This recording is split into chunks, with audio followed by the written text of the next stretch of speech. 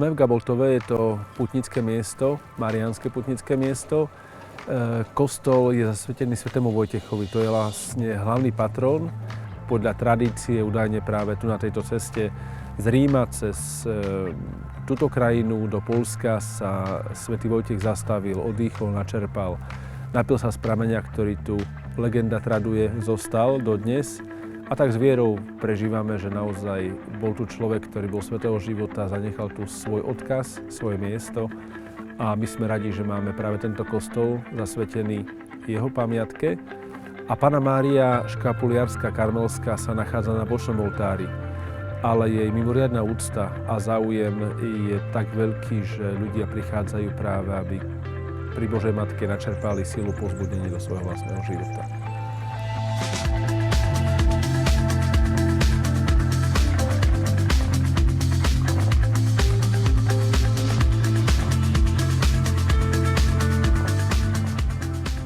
Matka Božia dá na starosť o každého jedného z nás, a tak ako keď sme boli samo jediní na celom svete. Stará sa o nás, má starosť o našu spásu. Tiež aj toto stretnutie počas týchto hodín a dní, ktoré prežijeme tu na Gaboltove, je pre nás znova ponaučením, nádejou a istotou, že Boh nás má rád aj vtedy, keď nás navštíví. Mnohí svetovia, to je liek nejakým krížom. Nejakým krížom. Nezabúdajme na toho chlapca. Ak je možné, prosím, nie za uzdravenie otca, ale by som vytrval bol v modlitbe.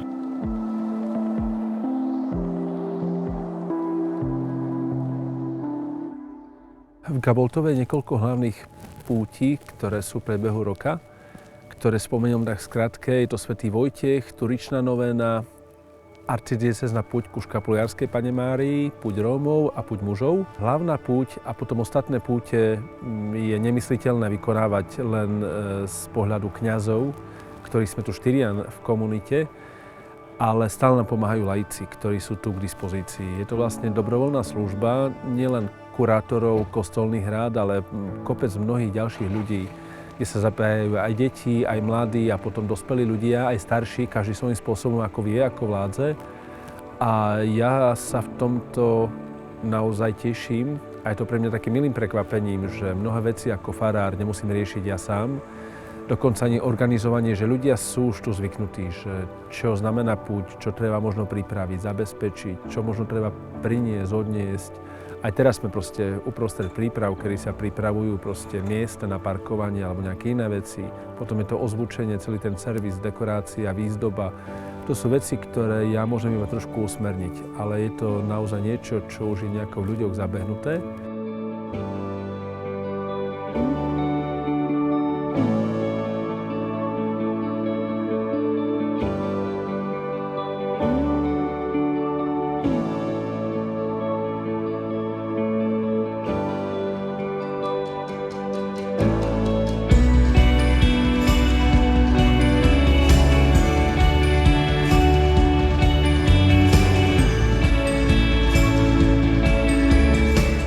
My sme z Koprivníckej farnosti. Zosikova. Kačanovská farnosť. No vyrazili sme ráno o 6:00 a mali sme takú hodinovú pauzu na obed, aj také menšie, 15-20 minút v každom kostole, kde nám zazvonili. A už sme skoro v cieli. Ja som tu bol ostatníkrát pred 30 rokmi a teraz je ako také výročie, takže som zohnal partiu, 4 sme a sme si tak urobili takú púť vlastne, hej.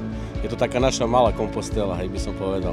Smerom od Ľutiny, to znamená asi zhruba 30 km máme za sebou.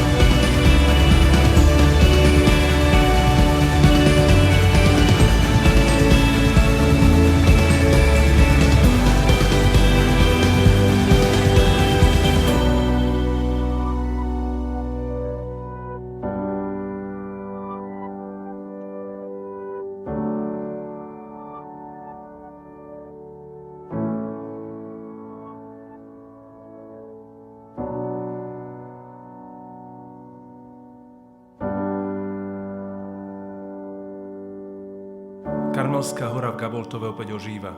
A tak sme radi, že aj tohto roku a dnešný večer môžeme opäť prehlbiť a oživiť našu vieru.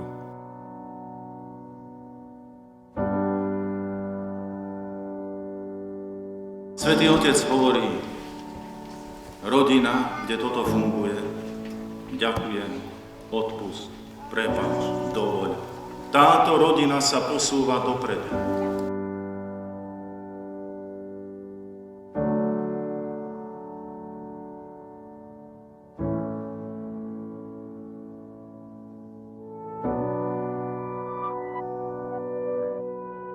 Bože, pomôca svetosti a jej ochránca, Ty milostivo zhliadni na tých, ktorí príjmu karmelitánsky škapuliár a budú ho neustále nosiť ako znak zasvetenia Panne Márii z hory Karmel. Daj nech odovzdaní do jej materinskej lásky stanú sa podobnými obrazu Tvojho Syna.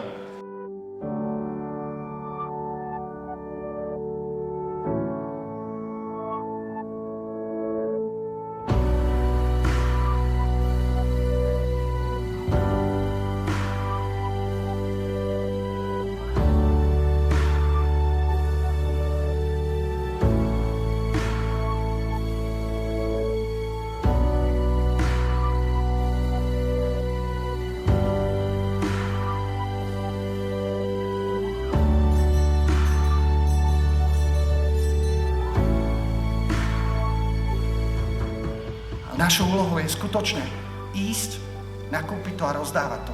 Prečo to nedávame ako darčeky? Prečo druhým o tom nerozprávame? Ak niekomu vidíte na ruke červenú šnúrku, choďte za ním a povedzte, toto nefunguje, mám dačo lepšie.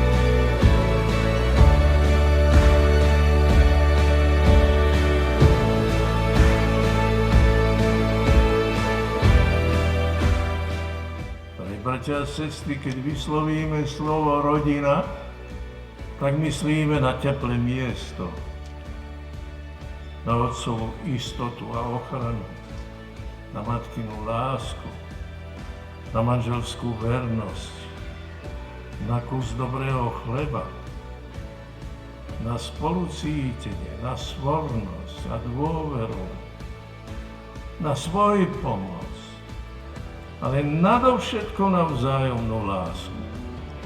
A práve tú vzájomnú, svojpomocnú lásku treba nám rozdúchať, otepliť, zintenzívniť,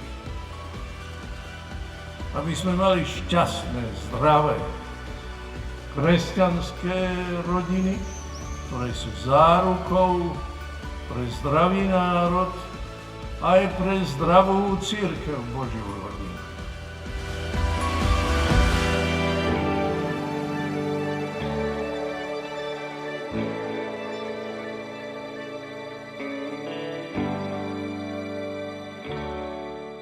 Gabolto je také veľmi milé miesto, je to letný čas, dovolenkový čas, takže tedy aj mládeže viacej je vidieť starých rodičov, vidieť deti, koľko nádeje tu ľudia dostávajú. To sú všetko zázraky. Zázrak nielen to, keď vidím niečo čierne a zajtra je biele, alebo niekto bol chorý a niekto už je teraz zdravý. Sú vrcholné, mimoriadne aj také veci a viera na tom nejak nespočíva, že by sme len toto vrave, že takéto prípadné uzdravenia pokladali za dôvod, prečo tu mám chodiť. Je veľa dôvodov, prečo tu prichádzame. Nielen telesne sa uzdraviť, ale mať silu. Ja som bol v Lurdoch nie raz, ja bol som s chorými, s rodinou nepoškvrnené, a keď som sa pýtal týchto chorých ľudí, ktorí boli na vozičkoch, na čo tam idú, tak neprichádzajú prosiť o uzdravenie, o silu, dnes ten kríž a komu si tým krížom pomôcť. Takže učiť sa, jak s tým krížom žiť a jak tým krížom niekomu pomáhať.